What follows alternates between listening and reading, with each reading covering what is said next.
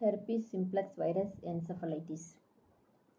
Encephalitis is an acute inflammatory process of the brain tissue. Herpes simplex virus (HSV) is the most common cause of acute encephalitis. There are two herpes simplex viruses, HSV1 and HSV2. HSV1, that is herpes simplex virus 1, typically affects children and adult. Pathophysiology. There are two possible modes of HSV1 infection. In most cases, primary HSV1 infection of the buccal mucosa occurs, followed by retrograde spread along the trigeminal nerve to the brain. It is also believed that latent virus in brain tissue may reactivate and result in encephalitis. HSV2 most commonly affects neonates and is discussed in pediatric books. Clinical manifestations. HSV1 encephalitis causes inflammation and necrosis in the temporal lobe, frontal lobe, and limbic system. The initial symptoms include fever, headache, confusion, and behavioral abnormalities. Focal neurologic symptoms reflect the areas of cerebral inflammation and necrosis and include behavioral change, focal seizures, dysphagia, hemiparesis, and altered level of consciousness. Focal symptoms are present within 7 days of infection and progress for 14 to 21 days. Assessment and diagnostic findings.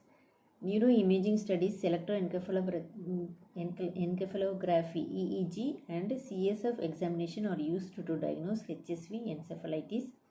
MRI is the neuroimaging study of choice in the diagnosis of HSV encephalitis, as it can help identify lesions in the temporal lobe.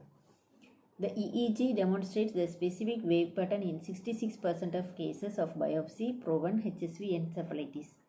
CSF reveals a high opening pressure and low glucose and high protein levels.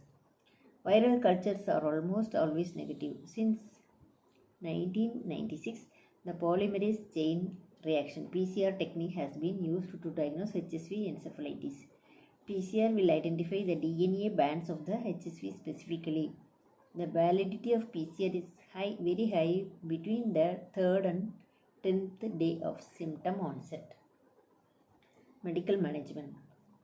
Acyclovir, an antiviral agent, is the medication of choice in HSV treatment. The mode of action is the inhibition of viral DNA replication. It is usually well tolerated by the patient. To prevent relapse, treatment should continue for up to 3 weeks. Slow administration over 1 hour will prevent crystallization of the medication in the urine. The usual dose of acyclovir is decreased if the patient has a history of renal insufficiency. In the rare case of acyclovir resistance, phoscarnet sodium, Foscovir, is prescribed. FOSCARNET, phoscarnet sodium, or called Foscovir, FOSCAVIR. Nursing management. Assessment of neurologic function is key to monitoring the progression of disease. Comfort measures to reduce headache include dimming the lights, limiting noise, and administering analgesic agents. Opioid analgesic medications may mask neurologic symptoms, therefore they are used cautiously. Focal seizures and altered level of consciousness require care directed at injury prevention and safety. Nursing care addressing patient and family anxiety is ongoing throughout the illness.